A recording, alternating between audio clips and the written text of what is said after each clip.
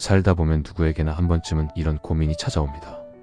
곁에 있으면 마음이 무겁고 만나고 나면 오히려 더 외로운 사람이 있습니다. 함께 있어도 기쁘지 않고 헤어지고 나면 후회와 죄책감만 남는 관계가 있습니다. 우리는 때때로 착각합니다. 인연이란 무조건 붙잡아야 하는 것이라고, 사람과의 관계는 끝까지 지켜내야 하는 것이라고 말입니다. 하지만 부처님께서는 말씀하셨습니다. 모든 인연이 복이 되는 것은 아니니라. 때로는 멀어짐이 가장 큰 자비이니라. 오늘은 부처님께서 여러 제자들에게 들려주신 인간관계의 지혜에 관한 이야기를 전해드립니다. 혹시 지금 누군가와의 관계 때문에 마음이 무겁지는 않으신가요? 헤어지는 것이 배신처럼 느껴져 괴로우신가요? 이 이야기가 그런 마음의 작은 위로가 되기를 바랍니다. 어느 이른 아침, 부처님께서 기원정사의 작은 연못가에 앉아 계셨습니다. 연못 위로 아침 안개가 천천히 걷히고 물 위에는 연꽃 한 송이가 고요히 피어 있었습니다. 그때 한 젊은 제자가 부처님께 다가왔습니다. 제자의 얼굴에는 깊은 근심이 서려 있었습니다. 스승님, 저에게는 오랜 벗이 한 명 있습니다. 제자가 조용히 말을 시작했습니다. 어릴 적부터 함께 자란 친구입니다. 하지만 요즘 그 친구와 함께 있으면 마음이 편치 않습니다. 그는 늘 제 일에 간섭하고 제가 만나는 사람들을 평가하며 제 선택을 의심합니다. 제자는 잠시 말을 멈췄다가 다시 이었습니다. 하지만 그를 멀리할 수가 없습니다. 오랜 세월 함께 했는데 제가 그를 떠난다면 배은망덕한 사람이 되는 것 아닙니까? 부처님께서는 연못을 바라보시며 조용히 물으셨습니다. 그대는 저 연꽃을 보느냐? 예, 스승님. 아름답게 피어 있습니다. 연꽃은 진흙 속에서 자라느니라. 하지만 연꽃이 아름다운 것은 진흙을 떠났기 때문이니라. 만약 연꽃이 나는 진흙에서 태어났으니 영원히 진흙 속에 머물러야 한다고 생각했다면 그 꽃은 결코 피어나지 못했을 것이니라. 부처님의 말씀에 제자는 조용히 고개를 숙였습니다. 스승님, 하지만 그 친구도 저를 아끼는 마음에서 그러는 것 아니겠습니까? 부처님께서 잔잔히 답하셨습니다. 그대여, 집착을 사랑이라 착각하지 말라. 진정한 사랑은 상대를 자유롭게 하는 것이니라. 반면 집착은 상대를 자신의 틀 안에 가두려 하느니라. 그렇다면 스승님, 어떻게 구분할 수 있습니까?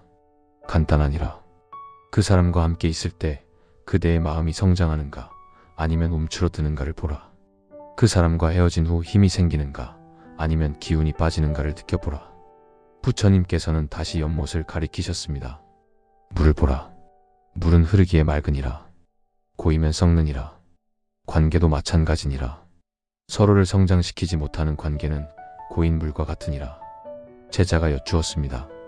그렇다면 오랜 인연도 끊어야 한다는 말씀입니까? 끊는다는 말은 옳지 않느니라.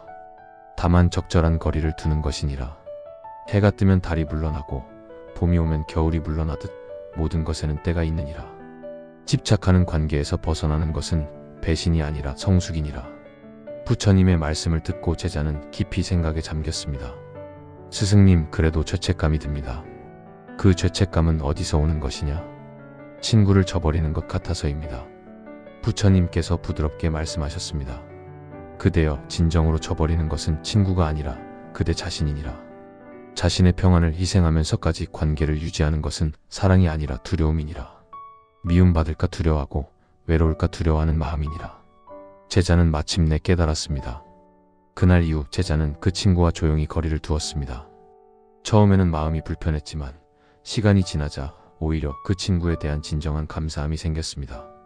집착에서 벗어나자 비로소 그 인연의 의미를 이해하게 된 것입니다. 며칠이 흐른 어느 저녁, 부처님께서는 보리수 아래에서 명상에 잠겨 계셨습니다. 석양빛이 나뭇잎 사이로 스며들고 멀리서 새들의 저녁 노래가 들려왔습니다. 그때 한 중년의 제자가 부처님께 다가왔습니다. 그의 눈에는 오랜 서러움이 가득했습니다. 스승님, 저에게는 형제가 있습니다. 제자가 떨리는 목소리로 말했습니다. 어릴 적 부모님께서 돌아가신 후 형은 제가 받아야 할 몫까지 모두 가져갔습니다. 저는 가난하게 자랐고 형은 부유하게 살았습니다. 하지만 지금도 가족 모임에 가면 형을 마주쳐야 합니다. 볼 때마다 원망이 치밀어 오릅니다. 부처님께서는 조용히 들으시다가 물으셨습니다. 그대는 얼마나 오래 그 원망을 품고 살아왔느냐? 벌써 20년이 넘었습니다, 스승님. 그렇다면 20년 동안 그대는 자유로웠느냐? 아니면 갇혀 있었느냐? 제자는 대답하지 못했습니다. 부처님께서 말씀을 이으셨습니다. 그대여, 원망은 독을 품고 사는 것과 같으니라. 상대를 해치려 독을 품었지만 정작 그 독에 중독되어 죽어가는 것은 그대 자신이니라. 하지만 스승님, 형이 저지른 일은 분명한 잘못입니다. 제가 이것을 잊어버린다면 그것은 옳지 않은 일 아닙니까? 부처님께서는 하늘을 올려다 보셨습니다. 저녁 하늘에는 별들이 하나둘 모습을 드러내고 있었습니다. 저 별들을 보라. 해가 진 후에야 비로소 보이느니라. 원망이라는 어둠이 거쳐야 비로소 지혜라는 별이 보이느니라. 스승님의 말씀을 이해하기 어렵습니다. 그대여, 내가 묻겠노라. 그 형을 원망하며 산 20년 동안 그대는 무엇을 얻었느냐? 제자는 긴 침묵 끝에 대답했습니다. 아무것도 얻지 못했습니다. 오히려 잃었습니다. 제 평온을, 제 기쁨을, 제 삶을 잃었습니다. 바로 그것이니라. 원망하는 관계는 쇠사슬과 같으니라. 그 사슬로 상대를 묶으려 했지만 정작 묶인 것은 그대 자신이니라. 부처님께서 다시 말씀하셨습니다. 용서하라는 말이 아니니라. 다만 놓아주라는 것이니라. 그 사람이 옳고 그름의 문제가 아니라 그대의 자유를 위한 것이니라. 제자가 물었습니다. 그렇다면 가족 모임에서 형을 마주칠 때는 어떻게 해야 합니까? 마주치지 않으면 되느니라. 제자는 놀라며 물었습니다. 가족 모임에 가지 말라는 말씀입니까? 그렇다. 그대에게 고통을 주는 자리라면 가지 않는 것이 지혜니라. 세상 사람들은 말하느니라. 가족이니까 참아야 한다고. 하지만 나는 묻노라. 가족이라는 이름으로 평생을 고통 속에 살아야 하느냐고. 부처님의 말씀은 명확했습니다. 혈연이 곧 인연은 아니니라. 진정한 인연은 서로를 성장시키는 관계니라. 만약 혈연이 그대를 병들게 한다면 그것은 인연이 아니라 업보니라. 그 업보에서 벗어나는 것이 진정한 효도이자 자비니라. 제자가 다시 물었습니다. 하지만 스승님, 세상 사람들이 저를 냉정하다고 하지 않겠습니까? 부처님께서 잔잔히 미소 지으셨습니다. 그대여, 세상 사람들의 입은 그대를 구원하지 못하느니라. 오직 그대의 평온한 마음만이 그대를 구원하느니라. 세상의 평가를 두려워하여 고통 속에 산다면 그것은 자신을 저버리는 것이니라. 그날 밤 제자는 깊은 명상에 잠겼습니다. 그리고 마침내 결심했습니다. 더 이상 가족 모임에 가지 않기로. 처음에는 주변의 비난이 두려웠지만 시간이 지나자 놀라운 일이 일어났습니다. 원망이 사라지자 오히려 형에 대한 연민이 생겨났습니다. 미움 없이 바라보니 형도 결국 탐욕에 사로잡혀 불행한 사람이었음을 깨달았습니다. 거리를 두자 비로소 진실이 보였던 것입니다. 다음 날 아침 기원정사에는 새로운 제자가 찾아왔습니다. 그녀는 나이 지긋한 여인이었는데 얼굴에는 깊은 피로가 서려 있었습니다. 스승님, 저에게는 오랜 친구가 있습니다. 여인이 말했습니다. 그 친구는 늘 고민이 많습니다. 남편 이야기, 자식 이야기, 시댁 이야기를 끝없이 털어놓습니다. 저는 그 이야기를 들어주려 노력합니다. 하지만 그 친구와 만나고 나면 온몸에 기운이 빠집니다. 마치 무거운 짐을 진 것처럼 지칩니다. 하지만 제가 듣지 않으면 그 친구는 누구에게 털어놓겠습니까? 그래서 계속 만나지만 이제는 제 몸도 마음도 병들어가는 것 같습니다. 부처님께서 조용히 물으셨습니다. 그 친구는 그대의 조언을 받아들이느냐?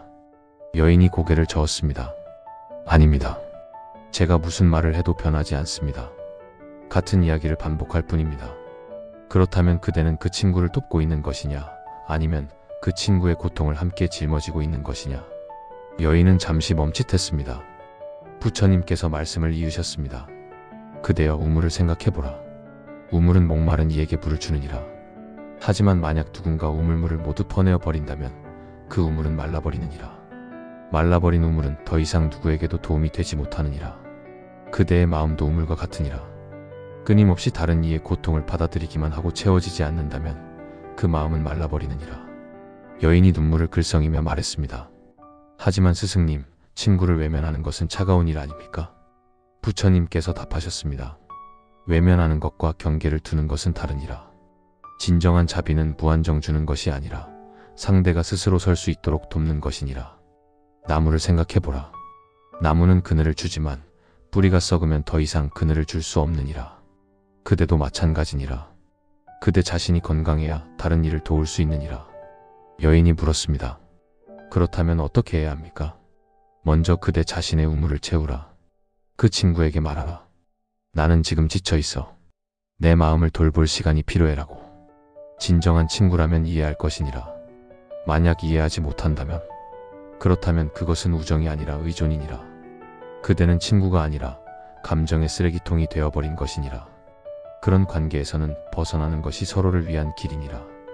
부처님께서 덧붙이셨습니다. 그대여, 에너지를 빼앗는 관계를 구분하는 방법이 있느니라. 만남 후에 그대가 더 나은 사람이 되었는가, 아니면 더 무거운 사람이 되었는가를 보라. 그 사람과의 대화가 그대를 성장시키는가, 아니면 소모시키는가를 느껴보라. 여인이 깊이 고개를 숙였습니다. 스승님, 이제 이해했습니다. 저는 그 친구를 돕는다고 생각했지만 실은 제 자신을 잃어가고 있었습니다. 바로 그것이니라. 자기 자신을 잃으면서까지 타인을 돕는 것은 자비가 아니라 자애니라. 그 후 여인은 친구에게 솔직하게 말했습니다. 자신의 한계를, 자신이 필요한 것을 말입니다. 친구는 처음에는 서운해했지만 시간이 지나자 스스로 변하기 시작했습니다. 의존할 곳이 없어지자 비로소 자신의 힘으로 서는 법을 배운 것입니다. 그리고 여인 자신도 회복되었습니다. 말라버렸던 우물에 다시 물이 차오르듯 그녀의 마음도 평온을 되찾았습니다. 어느 오후 부처님께서 길을 걷고 계셨습니다. 햇살은 따스했고 들판에는 노란 들꽃이 만발했습니다. 그때 젊은 제자 한 명이 황급히 달려왔습니다. 스승님, 제 동료에 관해 여쭙고 싶습니다. 제자의 목소리에는 분노가 섞여 있었습니다. 저와 함께 수행하는 동료가 있습니다. 그는 늘 자신이 저보다 낫다고 말합니다. 제가 경전을 읽으면 자기는 더 많이 읽었다고 하고, 제가 명상을 하면 자기는 더 깊이 했다고 합니다. 함께 있으면 늘 비교당하는 기분입니다. 부처님께서 걸음을 멈추시고 들판을 바라보셨습니다. 저 들꽃들을 보라. 예, 스승님. 어떤 꽃이 가장 아름다운가? 제자는 당황했습니다. 모든 꽃이 아름답습니다, 스승님. 그렇다. 노란 꽃은 노란대로, 흰 꽃은 흰대로 아름답니다. 하지만 만약 노란 꽃이 흰 꽃을 보며 나는 왜 희지 못한가라고 슬퍼한다면 어찌 되겠느냐? 그것은 어리석은 일입니다. 바로 그것이니라. 비교하는 관계는 서로를 꽃이 아니라 경쟁자로 만드느니라. 부처님께서 다시 말씀하셨습니다. 그대여, 그 동료는 왜 그대를 비교하겠느냐? 저를 깎아내리려는 것 아닙니까? 아니니라. 자기 자신이 불안하기 때문이니라. 자신의 가치를 확인하기 위해 끊임없이 다른 이와 비교해야 하는 것이니라. 그것은 그대의 문제가 아니라 그의 문제니라. 제자가 고개를 끄덕였습니다. 하지만 스승님, 그의 말을 들으면 저도 불안해집니다. 제가 부족한 것은 아닌가, 제가 뒤처지는 것은 아닌가 하는 생각이 듭니다. 그것이 바로 비교의 독이니라. 그 독이 그대의 마음에 퍼지면 그대도 결국 다른 이를 비교하기 시작하느니라. 그렇게 독은 전염되느니라. 부처님께서는 길가에 돌을 하나 집어드셨습니다. 이 돌을 보라. 작고 평범하니라. 하지만 이 돌이 저 큰 바위만큼 크지 못해 불행하다고 생각하겠느냐? 아닙니다, 스승님. 그렇다. 돌은 그저 돌로 존재할 뿐이니라. 비교하지 않기에 평온하니라. 사람도 마찬가지니라. 자신의 길을 걷는 이는 다른 이를 비교하지 않느니라. 오직 자신의 어제와 오늘을 비교할 뿐이니라. 제자가 물었습니다. 그렇다면 그 동료와는 어떻게 지내야 합니까? 거리를 두라. 비교하는 이와 함께 있으면 그대도 결국 비교의 늪에 빠지느니라. 그것은 그대의 수행에 도움이 되지 않느니라. 함께 수행하는 동료인데도 그래도 됩니까? 부처님께서 단호하게 말씀하셨습니다. 함께 수행한다는 것은 함께 성장하는 것이니라. 하지만 비교는 성장이 아니라 경쟁이니라. 경쟁은 깨달음으로 가는 길이 아니니라. 진정한 수행 동료는 그대의 성장을 기뻐하느니라. 그대가 앞서가면 격려하고 그대가 힘들어하면 위로하느니라. 하지만 비교하는 이는 그대의 성장을 질투하고 그대의 어려움을 즐기느니라. 제자는 깊이 깨달았습니다. 스승님, 이제 보니 그는 제 동료가 아니었습니다. 저는 착각하고 있었습니다. 그렇다. 함께 있다고 해서 모두 동료는 아니니라. 같은 방향을 보고 걸어야 동료니라. 다른 방향을 보면서 나란히 걷는다면 그것은 동행이 아니라 각자 도생이니라. 그 후 제자는 그 동료와 자연스럽게 멀어졌습니다. 처음에는 외로웠지만 곧 다른 진정한 수행자들을 만나게 되었습니다. 서로 격려하고 함께 성장하는 이들을 말입니다. 그제야 제자는 알았습니다.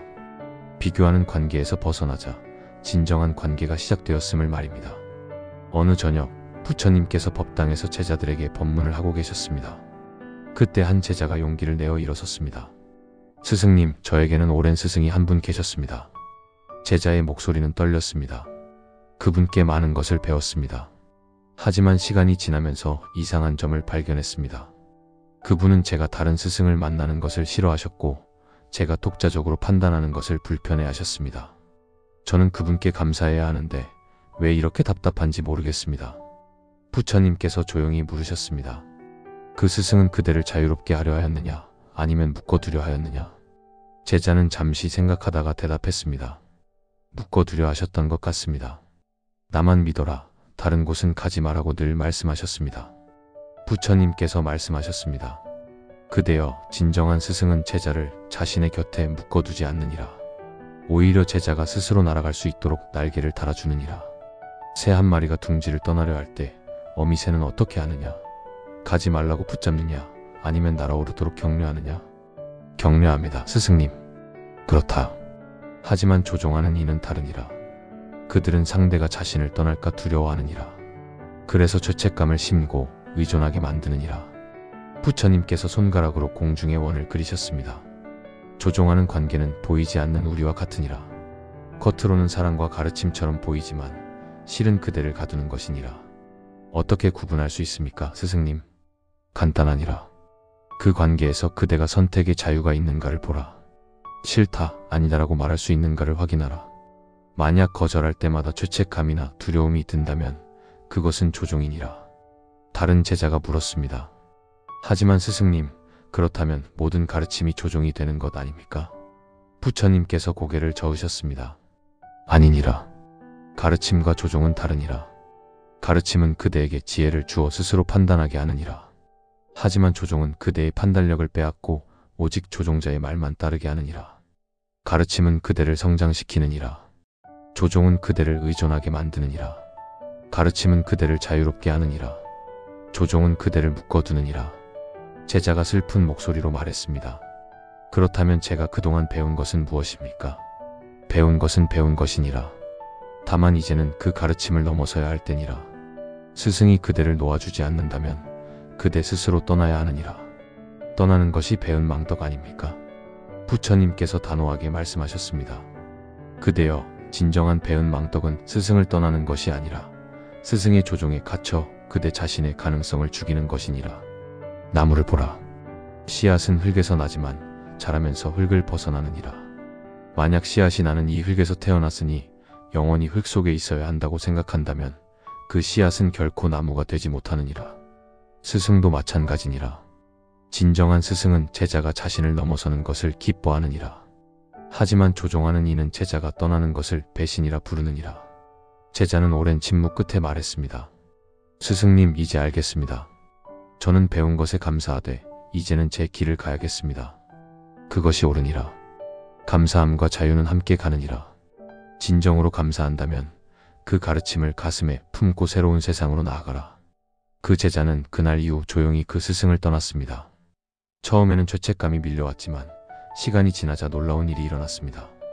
그가 배운 진정한 가르침들이 비로소 빛을 발하기 시작한 것입니다. 조종에서 벗어나자 가르침의 본질이 보였습니다. 다음 날 아침 한 상인이 부처님을 찾아왔습니다. 그는 오랫동안 장사를 해온 중년의 남자였습니다. 스승님, 저에게는 사업 동료가 있습니다. 상인이 말했습니다. 그와는 10년 넘게 함께 일했습니다. 하지만 이상한 점이 있습니다. 제가 어려울 때는 그가 보이지 않다가 제게 이득이 될 일이 생기면 그가 나타납니다. 처음에는 우연이라 생각했습니다. 하지만 이제는 확신합니다. 그는 저를 친구가 아니라 도구로 보고 있습니다. 부처님께서 물으셨습니다. 그대는 왜 그 관계를 끊지 못하느냐? 그래도 오랜 세월 함께했고 가끔은 도움이 되기도 했습니다. 부처님께서 잔잔히 말씀하셨습니다. 그대여, 우물을 생각해보라. 어떤 이는 우물에 물이 있을 때만 찾아오느니라. 목마를 때만 우물을 기억하고 갈증이 해소되면 우물을 잊어버리느니라. 그것이 잘못입니까, 스승님? 잘못은 아니니라. 하지만 그것은 관계가 아니라 거래니라. 거래는 나쁜 것이 아니나 그것을 우정이나 인연이라 착각하면 안 되느니라. 상인이 고개를 끄덕였습니다. 스승님 말씀이 맞습니다. 저는 그와의 관계를 우정이라 생각했는데 실은 거래였습니다. 그렇다면 이제 어떻게 해야 하느냐? 부처님께서 답하셨습니다. 거래는 거래로 대하라. 감정을 섞지 말라. 도움이 필요할 때 주고받되 그것을 우정으로 착각하지 말라. 그러면 실망도 없고 배신감도 없느니라. 하지만 완전히 끊을 필요는 없습니까? 그대여 이용하는 관계를 구분하는 법이 있느니라. 부처님께서 설명하셨습니다. 첫째, 그 사람이 그대에게 관심을 보이는 때가 언제인지 보라. 그대가 잘 될 때만 나타난다면 그것은 이용이니라. 둘째, 그 사람이 그대의 이야기를 듣는지 보라. 오직 자신의 필요만 말한다면 그것은 이용이니라. 셋째, 그대가 거절했을 때 그의 반응을 보라. 화를 내거나 사라진다면 그것은 이용이니라. 상인이 깊이 고개를 숙였습니다. 스승님, 그렇다면 그 사람은 완전히 저를 이용만 하는 사람입니다. 그렇다면 답은 명확하니라. 관계를 정리하라. 하지만 원망은 하지 말라. 그는 그저 자신의 이익을 따랐을 뿐이니라. 잘못은 그가 그대를 이용한 것이 아니라 그대가 그것을 우정이라 착각한 것이니라. 부처님께서 덧붙이셨습니다. 그대여, 세상에는 세 종류의 사람이 있느니라. 첫째는 그대가 있어서 기쁜 사람, 둘째는 그대가 주는 것이 있어서 기쁜 사람, 셋째는 그대를 이용할 수 있어서 기쁜 사람이니라. 첫째 사람은 소중히 하라. 둘째 사람은 거래로 대하라. 셋째 사람은 멀리하라. 상인이 물었습니다. 어떻게 멀리합니까? 천천히 조용히 단호하게니라. 그의 연락에 천천히 답하라. 그의 요청을 조용히 거절하라. 그의 유혹에 단호하게 선을 그으라. 그러면 그는 자연스럽게 떠나갈 것이니라. 왜냐하면 그대에게서 더 이상 얻을 것이 없기 때문이니라. 그리고 그것이 진실이니라. 이용하는 관계의 본질이니라. 그 후 상인은 부처님의 가르침대로 했습니다. 놀랍게도 그 동료는 한두 번 거절당하자 금세 사라졌습니다. 10년의 인연이라 생각했던 것이 실은 10년의 거래였음이 드러난 것입니다. 상인은 슬펐지만 동시에 자유로워졌습니다. 진실을 알자 오히려 마음이 가벼워진 것입니다. 어느 날 젊은 수행자가 부처님께 찾아왔습니다. 그의 눈빛은 혼란스러워 보였습니다. 스승님, 저에게는 부모님이 계십니다. 수행자가 조심스럽게 말을 시작했습니다. 부모님께서는 제가 수행자가 되는 것을 반대하십니다. 집으로 돌아와 장사를 하라, 결혼을 하라, 평범하게 살라고 하십니다. 효도를 해야 하는데 제 길을 가는 것이 불효인 것 같아 괴롭습니다. 부처님께서는 오랫동안 침묵하셨습니다. 그리고 천천히 입을 여셨습니다. 그대여, 나도 그 길을 걸었느니라. 제자들이 놀라며 부처님을 바라보았습니다. 부처님께서 자신의 이야기를 하시는 것은 드문 일이었습니다. 내가 왕궁을 떠날 때 아버지께서는 노하셨느니라. 내가 왕자의 책임을 져버리는 것이냐, 너 하나 때문에 나라가 혼란스럽다고 하셨느니라. 그때 나는 괴로웠느니라. 하지만 알았느니라. 진정한 효도는 부모의 뜻을 따르는 것이 아니라 자신의 삶을 온전히 사는 것임을 말이니라. 제자가 놀라며 물었습니다. 그렇다면 스승님도 부모님의 반대를 무릅쓰고 길을 떠나신 것입니까? 그렇다. 하지만 나는 부모를 저버린 것이 아니니라. 오히려 부모를 위해 떠난 것이니라. 무슨 말씀이신지 이해가 어렵습니다. 부처님께서 설명하셨습니다. 부모는 자식이 안전하기를 바라느니라.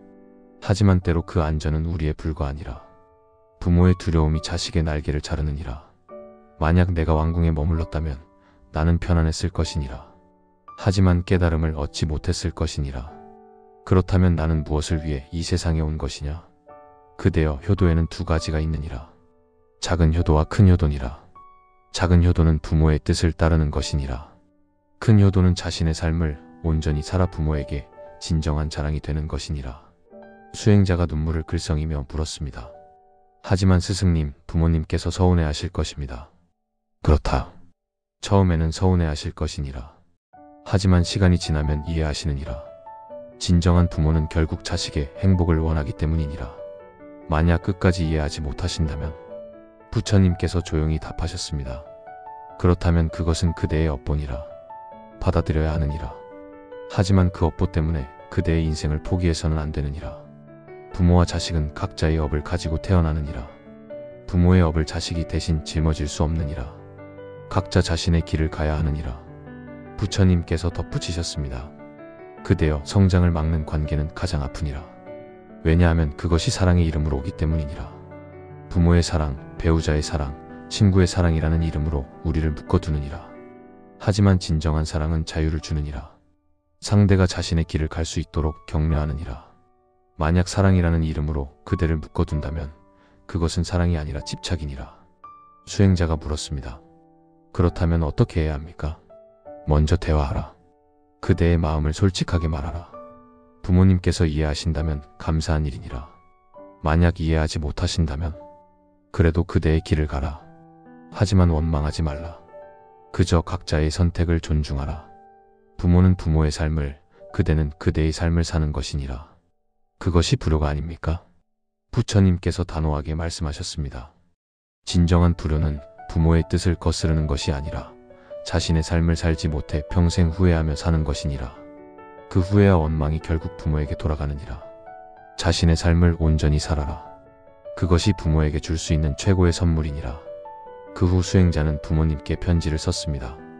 자신의 마음을 정직하게 담은 편지였습니다. 부모님은 화를 내셨지만 그는 자신의 길을 걸었습니다. 몇 년이 흐른 후 그가 훌륭한 수행자가 되었을 때 부모님께서는 마침내 이해하셨습니다. 그리고 말씀하셨습니다. 내가 옳았구나. 어느 저녁 부처님께서 제자들과 함께 모닥불을 피워놓고 앉아 계셨습니다. 불빛이 어둠 속에서 따뜻하게 타오르고 있었습니다. 한 제자가 조용히 물었습니다. 스승님, 오늘 하루 여러 제자들의 이야기를 들으셨습니다.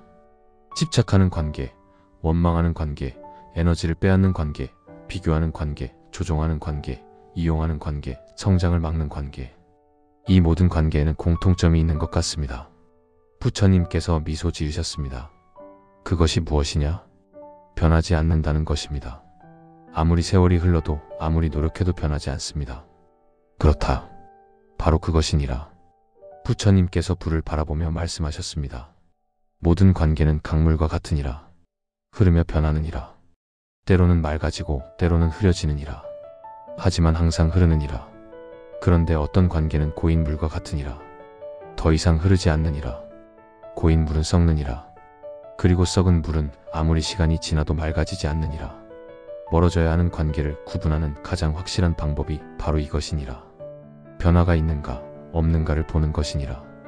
다른 제자가 물었습니다. 그렇다면 모든 문제 있는 관계는 끊어야 한다는 말씀입니까? 아니니라. 먼저 노력하라. 대화하고 이해하려 노력하고 변화를 기다리라. 하지만 충분한 시간을 주었는데도 아무것도 변하지 않는다면 그때는 결단을 내려야 하느니라. 부처님께서 불을 헤집으시며 말씀을 이으셨습니다. 나무에 불을 붙이려면 먼저 작은 나뭇가지부터 태우느니라. 하지만 젖은 나무는 아무리 태우려 해도 타지 않느니라. 그럴 때는 그 나무를 치우고 마른 나무를 찾아야 하느니라. 관계도 마찬가지니라. 변화의 가능성이 있다면 노력할 가치가 있느니라. 하지만 변화의 가능성이 전혀 없다면 그 관계에 계속 에너지를 쏟는 것은 어리석은 일이니라. 그렇다면 스승님, 언제 포기해야 하는지 어떻게 알 수 있습니까? 부처님께서 세 손가락을 들어 보이셨습니다. 세 가지를 보라. 첫째, 그대가 같은 문제를 몇 번이나 이야기했는가. 둘째, 상대가 변하겠다고 약속하고도 지키지 않은 것이 몇 번인가. 셋째, 그대의 마음이 몇 번이나 상처받았는가. 만약 이 세 가지가 모두 3번을 넘었다면 그것은 신혼이라. 이제 놓아줄 때가 되었다는 신혼이라. 한 나이 든 제자가 물었습니다. 스승님, 하지만 포기하는 것이 두렵습니다. 혹시 제가 조금만 더 참으면 상대가 변할지도 모른다는 생각이 듭니다. 부처님께서 고개를 저으셨습니다. 그대여, 그것은 희망이 아니라 집착이니라. 조금만 더라는 말은 영원히 끝나지 않느니라. 1년이 지나도 조금만 더, 10년이 지나도 조금만 더라고 말하게 되느니라. 해가 뜨기를 기다리는 것은 지혜니라. 하지만 밤중에 해가 뜨기를 기다리는 것은 어리석음이니라. 때를 알아야 하느니라. 부처님께서 모닥불에 나뭇가지를 하나 더 던지셨습니다. 불길이 더 세차게 타올랐습니다. 변하지 않는 관계에서 벗어나는 것은 포기가 아니니라. 오히려 새로운 시작이니라.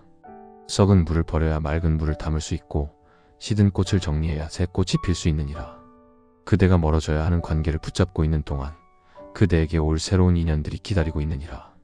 하지만 그대의 손이 가득 차 있으면 새로운 것을 받을 수 없느니라. 제자들은 조용히 부처님의 말씀을 새겼습니다. 다음 날 아침, 부처님께서는 혼자 산책을 하고 계셨습니다. 아침 이슬이 풀잎에 맺혀 있었고 새들의 노래가 청아하게 울려 퍼졌습니다. 그때 한 제자가 황급히 달려왔습니다. 스승님, 제가 마침내 결심했습니다. 그 사람과 멀어지기로 했습니다. 제자의 얼굴에는 결연함과 동시에 두려움이 섞여 있었습니다. 하지만 스승님, 막상 실행하려니 너무 두렵습니다. 어떻게 말을 꺼내야 할지, 상대가 어떻게 반응할지, 제가 후회하지는 않을지. 부처님께서 걸음을 멈추시고 제자를 바라보셨습니다. 그대여, 두려움은 당연하니라. 익숙한 것을 떠나는 것은 언제나 두려운 일이니라. 설령 그것이 고통이라 해도 말이니라. 그렇다면 어떻게 해야 합니까? 부처님께서 길가에 나뭇잎을 하나 집어드셨습니다. 이 나뭇잎을 보라. 가을이 되면 나무는 잎을 떨어뜨리느니라. 잎이 떨어질 때 나무는 슬플까? 모르겠습니다, 스승님. 나무는 슬프지 않느니라. 왜냐하면 그것이 자연스러운 일임을 알기 때문이니라. 잎을 떨어뜨려야 겨울을 견디고 봄에 새 잎을 피울 수 있음을 알기 때문이니라. 그대도 마찬가지니라. 멀어짐은 끝이 아니라 과정이니라.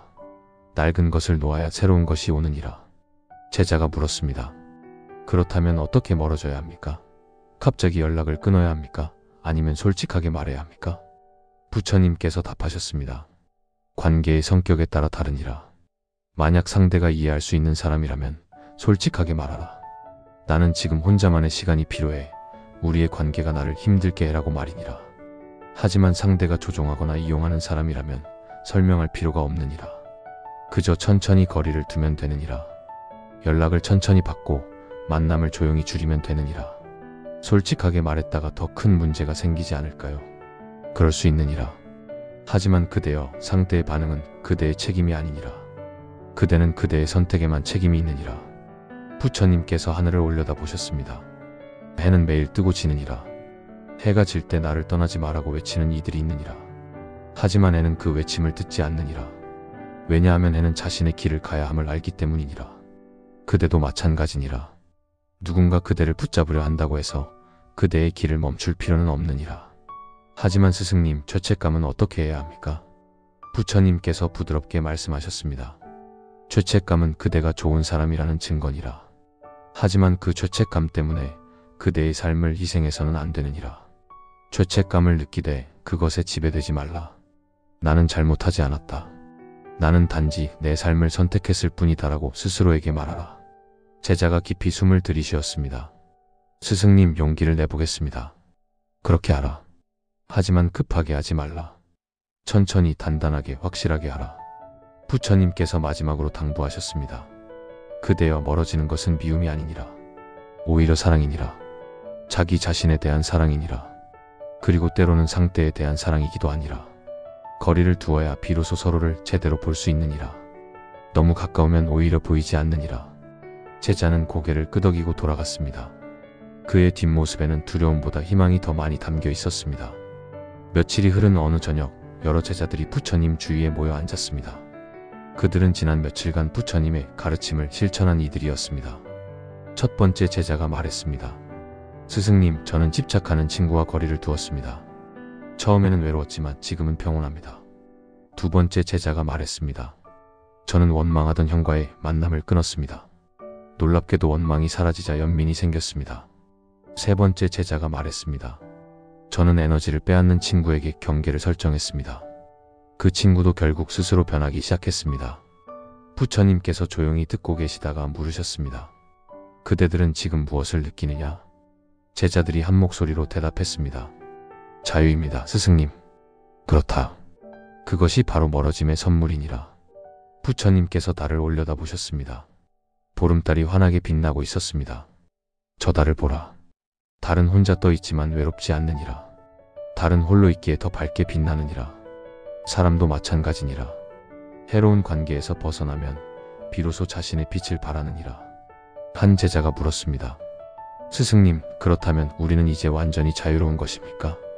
부처님께서 고개를 저으셨습니다. 아니니라. 이제 시작이니라. 해로운 관계에서 벗어난 것은 첫 걸음일 뿐이니라. 이제 그대들은 진정한 관계를 배워야 하느니라. 진정한 관계란 무엇입니까? 서로를 자유롭게 하는 관계니라. 서로를 성장시키는 관계니라. 함께 있어도 각자이고 떨어져 있어도 함께인 관계니라. 부처님께서 제자들을 둘러보셨습니다. 그대들은 이제 알 것이니라. 멀어져야 하는 관계의 특징을 말이니라.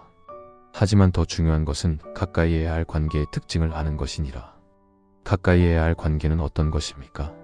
첫째, 함께 있을 때 더 나은 사람이 되는 관계니라. 둘째, 서로의 성장을 기뻐하는 관계니라. 셋째, 침묵해도 편안한 관계니라. 넷째, 솔직해도 안전한 관계니라. 다섯째, 거리를 두어도 믿음이 흔들리지 않는 관계니라. 제자들은 조용히 새겼습니다. 부처님께서 마지막으로 말씀하셨습니다. 그대들이여, 관계는 인생의 전부가 아니니라. 하지만 관계는 인생을 풍요롭게도 피폐하게도 만드느니라. 해로운 관계에서 벗어나는 것은 이기적인 것이 아니니라. 오히려 지혜로운 것이니라. 자신을 사랑해야 다른 이를 사랑할 수 있느니라. 멀어짐이 때로는 가장 큰 자비임을 잊지 말라. 상대를 위해서도 그대 자신을 위해서도 말이니라. 모든 이야기가 끝나고 부처님께서는 제자들에게 마지막 말씀을 전하셨습니다. 그대들이여, 오늘 우리는 멀어져야 하는 관계에 대해 이야기했느니라. 하지만 이것을 오해하지 말라. 이 가르침은 사람을 미워하라는 것이 아니니라. 오히려 사람을 제대로 사랑하라는 것이니라. 자신을 해치는 관계를 끊어내는 것이 진정한 사랑의 시작이니라. 세상에는 두 가지 고독이 있느니라. 하나는 혼자 있는 고독이고 다른 하나는 함께 있는데도 느끼는 고독이니라. 혼자 있는 고독은 평화로울 수 있느니라. 하지만 함께 있는데도 느끼는 고독은 지옥이니라. 그런 관계라면 차라리 혼자가 낫느니라. 부처님께서 하늘을 올려다 보셨습니다. 복은 멀리 있지 않느니라. 해로운 관계를 정리하는 순간 복이 찾아오느니라. 왜냐하면 그대의 마음에 공간이 생기기 때문이니라. 그 공간에 평화가 들어오고 지혜가 들어오고 새로운 인연이 들어오느니라. 하지만 그대의 마음이 해로운 관계로 가득 차 있다면 아무리 좋은 인연이 와도 들어올 자리가 없느니라. 그러므로 두려워하지 말라. 멀어지는 것을, 떠나는 것을, 거절하는 것을 두려워하지 말라. 진정으로 두려워해야 할 것은 멀어지는 것이 아니라 해로운 관계 속에서 평생을 낭비하는 것이니라. 부처님께서 제자들을 따뜻하게 바라보셨습니다. 오늘부터 그대들은 자유로워지기 시작할 것이니라. 천천히 하지만 확실하게 말이니라. 집착하는 관계에서 벗어나면 진정한 우정을 배우게 되느니라. 원망하는 관계를 놓아주면 진정한 용서를 배우게 되느니라. 에너지를 빼앗는 관계에서 벗어나면 진정한 균형을 배우게 되느니라. 비교하는 관계를 떠나면 진정한 자신감을 배우게 되느니라. 조종하는 관계에서 벗어나면 진정한 자유를 배우게 되느니라. 이용하는 관계를 정리하면 진정한 선택을 배우게 되느니라. 성장을 막는 관계를 뒤로하면 진정한 가능성을 발견하게 되느니라. 이 모든 것이 그대들을 기다리고 있느니라. 단지 용기를 내면 되느니라. 부처님께서 두 손을 모으셨습니다. 나무아미타불 관세음보살. 제자들도 함께 두 손을 모았습니다. 나무아미타불 관세음보살. 그날 밤 기원정사에는 깊은 평화가 흘렀습니다. 멀어져야 할 관계를 깨달은 이들의 마음에 비로소 진정한 자유가 찾아온 것입니다. 여러분, 오늘 우리는 부처님의 가르침을 통해 멀어져야 하는 인간관계에 대해 살펴보았습니다. 혹시 이 이야기를 들으시면서 마음속에 떠오르는 누군가가 있으셨나요? 그렇다면 그것은 우연이 아닙니다. 그대의 마음이 이미 알고 있었던 것입니다. 부처님께서는 말씀하셨습니다. 멀어짐은 미움이 아니라 지혜니라. 자신을 사랑하는 것이니라. 오늘부터 용기를 내어보시기 바랍니다. 그대를 해치는 관계에서 한 걸음 물러나는 용기를 말입니다. 그것은 이기적인 것이 아닙니다. 오히려 자기 자신에 대한 자비입니다. 그리고 그 자비가 결국 모든 일을 이롭게 할 것입니다. 복은 멀리 있지 않습니다. 해로운 관계를 정리하는 순간 그대의 마음에 평화가 찾아올 것입니다. 그 평화가 곧 복입니다. 오늘도 그대의 하루가 평안하시길 바랍니다. 나무아미타불 관세음보살. 감사합니다.